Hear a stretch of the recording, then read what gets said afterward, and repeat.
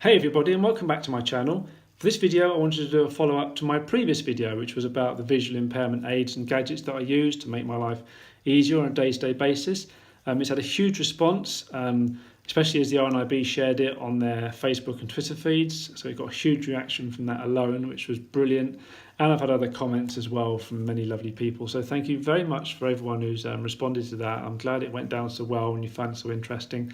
For this video then I want to do a follow-up to that by talking about a gadget that I use a lot, which is my iPhone 6. I've had this for a few years now. I got it after my old classic Nokia phone died. That had lasted me for years, but then when that finally started breaking down and I was getting ready to move to London, it was the ideal time to get a smartphone. So I did. I could have gone for Android. I've got nothing against Android. I have no experience of Android, so if you prefer Android or any other smartphone system, that's absolutely fine. Whatever works for you is fantastic. I'm not competitive in any way. I got an iPhone just because it felt like the best thing for me. I already had a Mac at the time because I'd upgraded from my old Windows PC to a Mac. I use Macs at work, so I was already familiar with the operating system anyway. So getting an iPhone to go with that obviously seemed logical. I did try an Android phone in the store as well, to be fair. I was happy to give it a good bit of consideration, but the iPhone just felt more accessible and the interface just felt a bit better. So yeah, I did go for the iPhone and I'm very, very happy with it. I know there are much later models than this now. I was invited to upgrade last year by my service provider, but it just became apparent from looking at the next model in the store that there was no need for me to upgrade. There was nothing for me to benefit from it, so I didn't bother. This is doing everything I want it to do, so I'm perfectly happy with that. So yeah, what I'm going to do is I'm just going to go through the accessibility features and a few of my favourite apps on here that I use. A lot of these features and apps will also be available on other systems like Android, so I can only talk about the iPhone because that's what I know about, but I'm sure if you do your research you'll be able to find similar things for your brand of smartphone as well.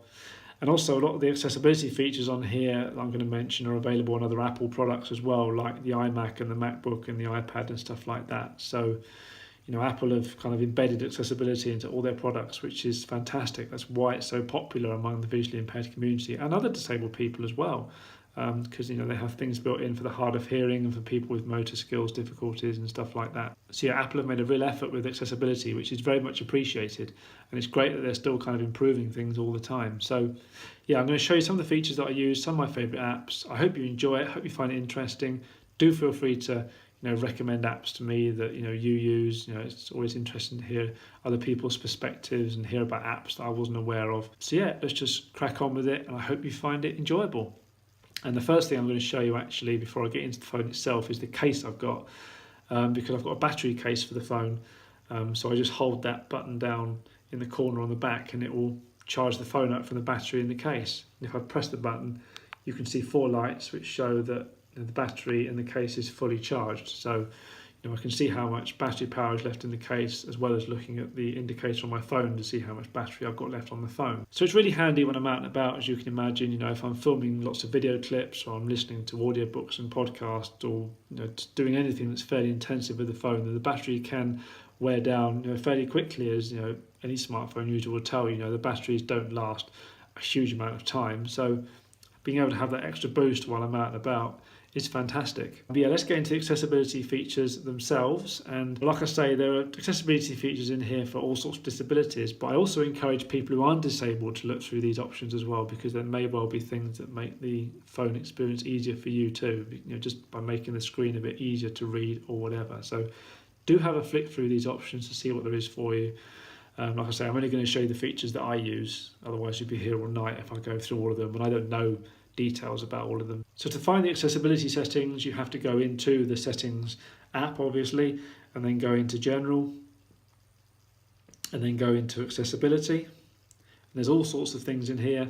VoiceOver is the top one on the list. I don't use that personally because I don't need to. I can see the screen well enough, but a lot of blind and severely sight impaired people do use VoiceOver because it basically speaks everything on the screen to you. There are special gestures for navigating the screen. It just makes it possible for someone who can't see to use a touchscreen smartphone. It's very, very useful. But the first feature that I do use a lot that I will show you is zoom, and the gestures for this are very, very simple. So basically I tap with 3 fingers on the screen, double tap, to zoom in, and then I can drag around with 3 fingers like that. And if I double tap and hold, then I can drag to change the zoom level like that, just zoom in and out like that. And yeah, it's just very easy to use like that. And then the other cool zoom related feature is the magnifier, which lets you use your camera as a magnifier. You could use the camera app to zoom in on things, but the magnifier app is specifically designed for this, and it has a much more powerful zoom than the standard camera app, and it has other options for making it easier to see things. So now I've got it activated, I just have to triple click the home button, which brings up the accessibility shortcuts menu. You can customize this menu depending on what accessibility shortcuts you need. So if I click the magnifier link, then it just opens up the magnifier camera app. You can see I've got the radio times there. And I can just zoom in by dragging the slider, or even just sliding my finger up and down on the actual camera image itself, just to zoom in. You can zoom in quite a long way. And then there's various other options, so I can turn the light on if I want to light something up in the dark. I can lock the focus, because otherwise it's trying to autofocus all the time. So if I'm happy with how it's focused, I can keep it there. I can freeze the entire image as well if I want to look at something without, holding the camera over it all the time. So I can just freeze it like that and read things much more easily. And then there's various options for changing the colours as well, so you can make things easier to read. So you've got white on blue, yellow on blue, grayscale, yellow on black, red on black, and then you can also invert the colours as well. So then you've got white on black, you've got blue on white, blue on yellow, inverted grayscale, black on yellow, and black on red. Black on red is actually the hardest one for me to read, because the contrast there is horrible, but might come in useful for some people. Inverted colours is what I'm most likely to use. And then you can change the brightness and the contrast as well. So yeah, it's very flexible. There's a nice set of options in here for looking at things, and I definitely have used it quite a bit already. You can get it to adjust the brightness automatically as well if you want to. And the next big section is display accommodations. And here the big option I use is invert colours. This basically, as you can see so far, it basically gives you a black background with white text, because white backgrounds on computer screens and phones are very glary to me. It's harder to focus on them, so it's a much bigger strain on the eyes. So flipping the screen does make it a lot easier, a lot more comfortable, and I can use devices like this for much longer. So I always have this turned on. In the old days, it used to invert absolutely everything, and that's what the classic invert option does. It just inverts literally everything, even pictures and videos. So you have to always use, the shortcut to turn inverted colours off if you want to, look at videos or photos.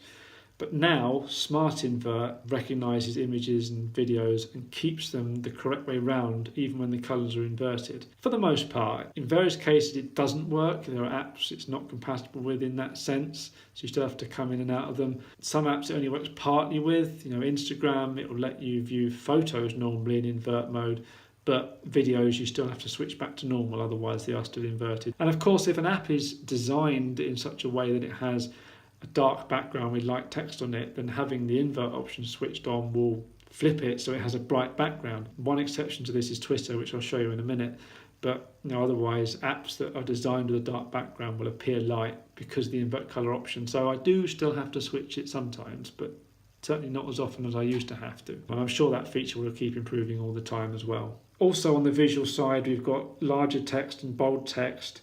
Larger text basically lets you select the text size that you want.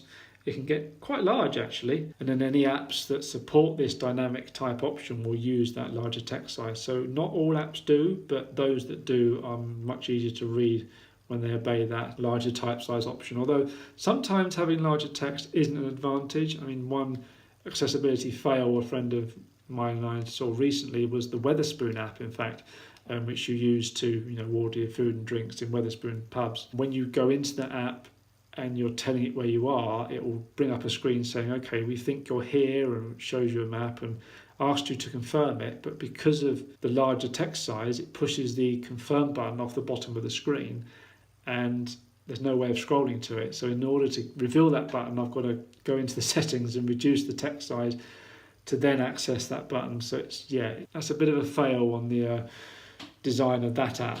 Otherwise, it's a great app because your food and drinks comes very quickly. And then bold text, again, just makes the text stand out more clearly. Speech, I actually do have a couple of options turned on here. Although I don't use voiceover, it's still handy to have things spoken to me on the screen sometimes. So I've got speak selection and speak screen turned on. So when you select text in an app, when you highlight text, it'll give you a menu with options like cut and copy and stuff like that. Turning this on gives you a speak option as well, so it'll speak the highlighted text to you. And then speak screen will speak the entire contents of the screen to you, which is quite useful if you're reading a long passage of text, a long article, something like that. And all you do for that is you swipe 2 fingers down from the top of the screen. Speak selection on. A speak button will appear when you select text. Speak screen on. Swipe down with 2 fingers from the top of the screen to hear the content of the screen. Highlight content on. So that's really, really handy, and you can change the voices and things as well, and you can adjust pronunciations if it gets things wrong, which it does occasionally. I do also have Siri turned on because Apple promote that for everybody to use quite heavily, so that's in their main settings menu, not accessibility. So it's basically the voice assistant on the phone that you can talk to and it talks back to you. I don't use it that often really, but I do use it now and again. It is useful. And then another speech related feature I use is the dictation function on the keyboard, where you tap the microphone icon and say what you want to type, because it's naturally going to be quicker than trying to type yourself, unless you're a particularly fast typer on touchscreens, which I'm not. So dictation does make it easier if I just want to write a very quick message sometimes. It's not 100% accurate, but it's not bad. So if I start talking now, the dictation is listening to me and copying everything I'm saying, full stop. It doesn't always get it perfectly right, but anything it gets wrong, I can just correct afterwards by hand, quite easily, full stop. So that's not bad, like I say, it doesn't get it perfect, but it gets it good enough to get me a start off. Just saves me typing too much then. And then back in the accessibility menu, just talking about other increased contrast, I also had that turned on in terms of reduced transparency and darken colours, because again they just make the screen a little bit clearer to see, a little bit easier to use. And if you think about it, darken colours actually has the opposite effect when the screen is inverted, because it effectively lightens the colours to help them stand out a bit more against the dark background.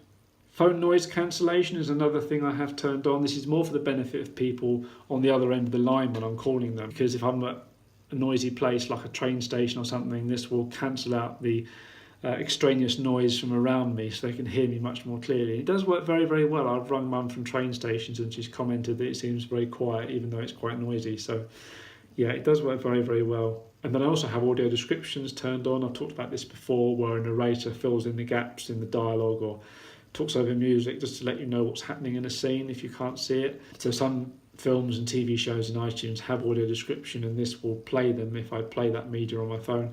And I very rarely watch videos on my phone, to be honest, because it's a small screen. I prefer watching on a bigger screen. I wouldn't watch a film on here or a series of a TV show, but just in case I do ever download something that I want to watch or listen to on here, I've got it turned on. There's no harm in it being there. And there's the accessibility shortcut menu at the bottom, so you can pick various options: assistive touch, classic invert colours, colour filters, reduce white point, smart invert colours, switch control, voiceover, zoom.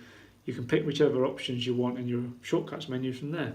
So there's a lot of accessibility options in there that I like to use, and it just makes the phone easier to look at, easier to kind of navigate, and just easier on the eyes basically. And now I'll show you some of my favourite apps. Like I say, I'm not going to show you all of them, I'll just pick a few that I want to mention in particular. So I've got all the usual social media apps like Facebook, Twitter, Instagram, Skype, FaceTime, WhatsApp, etc. But the one I want to mention out of those specifically is Twitter, because that has accessibility options built into it, one of which is night mode, which is basically its equivalent of invert colours, because it gives you a dark blue background and white text. And it's easy to turn on and off. If you click your profile picture in the corner to bring up the menu, then at the bottom there's a crescent moon icon, and clicking that just turns night mode on and off, so that just makes things a lot easier. and the invert colours mode actually recognises that on the phone, so it doesn't then try to flip the colours back. I've turned invert colours off just then, just so you could see that going back to the white background, but actually if I turn Smart Invert on again, Twitter hasn't changed, so it recognises that, which is brilliant. But also if you go into settings and privacy and you go into accessibility down there, you can then turn on the key option, which is compose image descriptions. Again, I spoke about this in my last video as well, but it's worth repeating very briefly. Turning this option on basically means that when you upload a picture to Twitter, you can describe it. It gives you an extra field in which to add a description of the image, which won't take away from your 280 characters. This has additional characters of its own that you can use. So, other users won't see this, but people using screen readers, because they can't see, will hear it spoken to them. So it's very, very important to add image descriptions, because it means you can broaden your audience by allowing visually impaired people to enjoy your content as well. So I do very, very much encourage you to turn it on. And I encourage Twitter really to enable it by default, because it shouldn't be off to start with, to be honest. If it was always on, people would be more likely to notice it and to use it. There's no easy option that I'm aware of in the Facebook app to add image descriptions, and there certainly isn't an option in Instagram. So basically in both those programs, people just add the description of their images in the body of the post, which is fine. As long as you're describing it somewhere, then that's fantastic. Open links in Reader View is actually quite a handy little option as well, because when you open a link in Twitter, if someone's posted a link to a web page, it will bring up the simplified Reader View that Apple use in their Safari app as well, that you can turn on. And it basically strips out lots of the graphics and all other stuff and just gives you the basic text of the post. So let's say I open up the page for my last post that I did about my visual impairment aids and gadgets that the RNIB kindly retweeted. Then clicking on that will open it up and it will jump to the Reader View, in which case that means you can see the text of the post rather than all the graphics on my website. So there you are, it's just the raw text of the post. You can see the headings in there, but there's no pictures in there. It's just very, very simplified, just so you can read the text on its own. And Reader View lets you customize the colors and the font size, so it's a customizable Reader View that you can then change to suit your needs. But you can also switch back to the normal website view as well, so that makes it a lot easier. The other thing I mentioned in Twitter as well is under display and sound, you can change the size of the text as well, so you can make it smaller or bigger. I've got it at its biggest size. This is independent of that dynamic type I showed you earlier, where I selected larger text and the iPhone settings. Twitter doesn't use that setting, it uses its own kind of text size setting. So I've got that turned up to maximum. And again, you can turn night mode on and off in here as well on display and sound. So yeah, I do really like the Twitter app on the iPhone. I think that's really nicely designed. It's really easy to use. So then moving on to travel apps, the one major app I want to highlight is Citymapper, because that's a godsend when you're in London. Basically, you tap in where you want to go and it tells you how to get there using the tube and the buses and the rail networks. For instance, if I want to go from Blackfriars to the Cutty Sark, just to pick two random destinations, you can see it's telling me the rail routes I can get there. There's various different options. So, I can in 30 minutes I can get a train that's going to Rainham in Kent. I just go 3 stops on that to Greenwich and then get the DLR, and it's just one stop from there in 2 minutes. Or I can get the tube, so I can get the Circle or the District line eastbound, go to Monument, and then change from there to the DLR at Bank, and it's just 10 stops from there to the Cutty Sark, and so on and so forth. It gives you various options. It also takes into account delays, from engineering works if lines are closed, so it will take you in different directions and not try and send you on a line that's closed. If there's any delays on the lines, it will suggest routes that are quicker.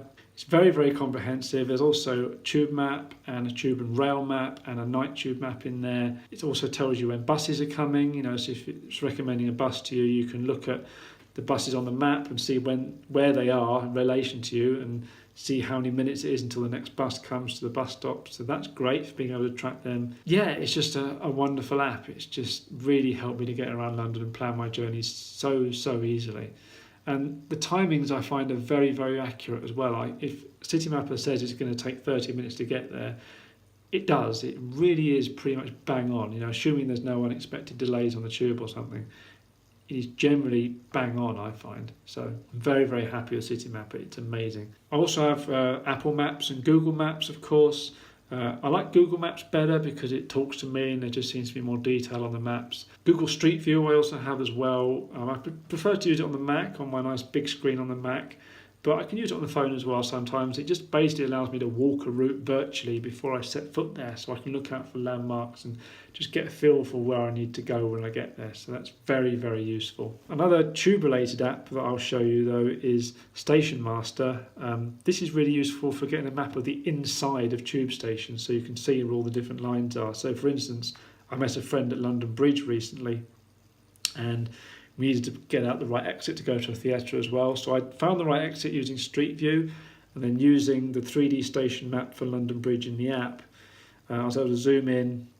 I knew she was coming in on the Northern Line, so I was able to find her platform and know where the exit was relative to it. So that allowed me to plan how to walk through this huge labyrinth of a station, because I came on the Jubilee line, so I had to get to the Northern Line from there, which is nicely signposted, and then know where to go from the Northern Line to get the right exit. So it really, really helped with that.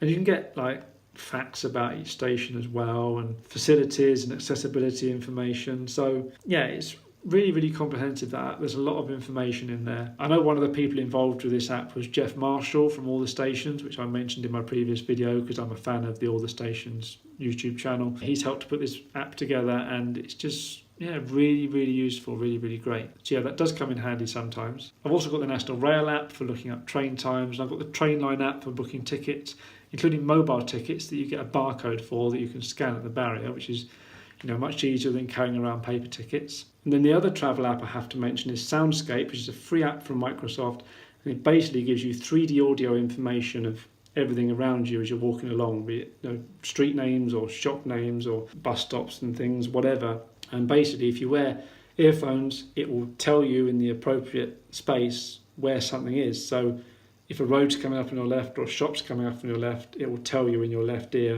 If it's coming up on your right, it will tell you in your right ear. And you can set beacons of your own for places that you want to track in particular. If you don't feel comfortable wearing earphones in public because you can't then clearly hear what's going on around you, you can get bone conduction earphones as well that kind of attach to the bones in front of your ear and transmit the sound through vibrations. Basically, you can still hear it perfectly clearly. I haven't tried them personally, but I'm sure they're very, very good. So if you don't want your ears to be filled with earphones, that is an alternative option, so you can still use an app like this. So yeah, that's a very interesting free app from Microsoft. It's well worth playing with, and it's just great that they've given us something like this for free to help us navigate. In terms of camera apps, I've obviously got the usual camera and photos and iMovie apps. iMovie I tend to use on my desktop Mac, again on a nice big screen rather than using it on the phone, but you know, it's handy to have it on the phone just in case. But apart from those standard ones, I've also got some other useful apps that are quite cool. So Rotate and Flip is really handy actually. It's got me out of a few scrapes when I'm filming, because you know, obviously I like to film in landscape wherever possible, but sometimes when you turn your phone it doesn't quite recognise that you've turned it. Perhaps I haven't quite done it enough, or I've done it too quickly, so it still thinks it's in portrait mode. So basically I end up with a landscape video that's on its side, so you have to turn your head to look at it. So the Rotate and Flip app just basically puts it back the right way by turning it 90 degrees. This particular app isn't available anymore, I don't think, but there are equivalents to it in the App Store, so go and look around for a rotating video app, you'll find it. The QuickTime Player on the Mac also does it. There's also a rotate option in the edit menu, so I don't need this app now anyway necessarily, but it is useful, you know, if I just want to quickly correct a video like that. It has saved me a few times, so that's wonderful. Scanner Pro is useful as well for scanning in documents, as the name suggests. You can make multi-page documents, like a multi-page PDF using it, and it's very quick to scan with because it automatically recognises the corners of the pages and crops automatically for you, as long as what you're scanning is against a contrasting background, so you know, a white page on a dark brown desk or something or whatever. As long as it can clearly distinguish the page in the background, it'll automatically scan it and crop it for you, and then you can scan as many pages as you need like that, and it can compile them all together into one PDF. If it can't quite recognise the pages, or you want to scan something manually, then you can easily manually crop the pages by dragging the corners. It's a very easy app to use. It's very, very handy. I've been able to scan in quite a few important documents using that, so I'm very, very happy with that app. But obviously the big thing to mention here is Seeing AI, which is a free app from Microsoft for the visually impaired, which is fantastic. It does so many things. The fact that this is free compared to other apps that charge you for features like this is fantastic. So it will do short text, short items of text. It will read entire documents to you. It will recognise products from their barcodes. It will recognise people, and you can program faces in there, so it will recognise them. It will recognise currencies. You can give it notes, and it will recognise them for you, tell you their denomination. It will describe scenes to you. It will describe what's happening in a scene in front of you, whatever you happen to be pointing the camera at. It will describe colours to you. It will decipher handwriting. Obviously that's a bit of a mixed bag because some handwriting is atrocious. But I've tried it once or twice on cards we've received, and it seems to have worked all right. And it'll also do light as well. It will make different noises depending on the amount of light there is, just so you can get an idea of how light or dark something is. So there's a lot of flexibility in here. It does an awful lot of things. I mainly use it for the text-to-speech options, to be honest. So perhaps something's come in the post that I don't want to strain my eyes reading, or in museums I'll use it to read exhibit labels sometimes. It's really, really cool. So Seeing AI is a great free app, and credit to Microsoft for making that. In terms of entertainment, I've got things like YouTube and BBC iPlayer and BBC iPlayer Radio, and got the music app and iTunes Store, and I've got Amazon Music and podcast. And for books, I've got the iBooks app, which is built in. I've also got Audible as well. I've got a few London-related apps as well, for finding out information about the city, like Time Out and Visit London. And I've got walking tour apps like City Trail and the Pocket London Guide, and I've used others in the past as well. And I've got a toilet finder app as well, because you never know when you might want to try and find one. And the app I want to highlight here, though, is Smartify. Basically, I can use this in museums and galleries, only certain ones, but still some very significant ones like the Wallace Collection, the National Gallery, National Portrait Gallery, etc. And basically, it's like Shazam for music. With Shazam, you hold your phone up to a piece of music and it recognises it. Here, it works for art. You hold the camera up to a painting or sculpture or a piece of furniture in the gallery, and it will bring up the information about it instantly. I've tried it in the Wallace collection so far. It worked really, really well in there, made up for the fact that they didn't have a decent audio guide. I can use the speech on the phone, I can get to speak the screen if I wanted to read the information to me. It's just really, really good. I've also got various apps, for finance and shopping as well, like my banking app and PayPal, and I've got Amazon on there, and I've got the Your DPD app for tracking deliveries when they're sent from Amazon via DPD, and I've got the Wetherspoons app that I mentioned earlier, which apart from that fail at the beginning with the map, is actually a very good app because your food and drink does come very, very quickly when you order it that way. I've also got various other utilities, of course, like the calendar and notes and reminders and things. I've got IFTTT, if this then that, for automating tasks on social media, so I can set up various applets to do different things. For instance, if I make a new WordPress post with the category disability, it will automatically tweet a selected list of disability followers, RNIB, East London Vision, Anna Ridger Network, Nystagmus Network, all those kind of people.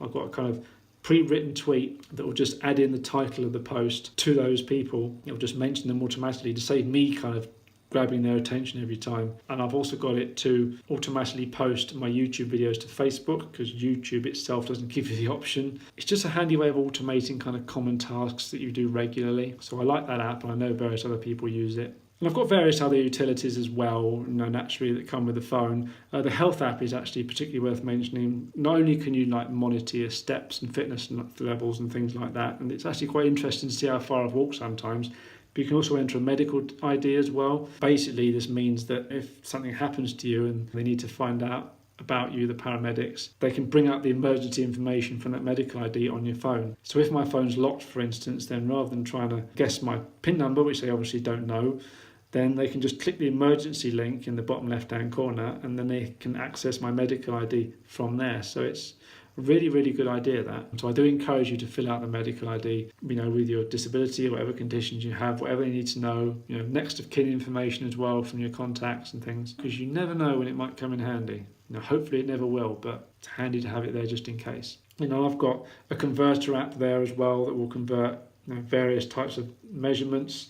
I've got weights, heights, distance, area, volume and temperature. It does come in handy sometimes for converting little things here and there. I've got the Alexa app, of course, as well for dealing with the Amazon Echo Dot. So yeah, that's it. Those are the features and apps that I use. I hope you found that interesting and useful. If there's any apps you recommend that I look up and try out, then please do recommend them. I'd love to hear about them, and let me know what your favourite apps are as well. And yeah, that's it. Thank you very much for watching. Don't forget to like, comment and subscribe, and I will see you for another video very, very soon. Bye.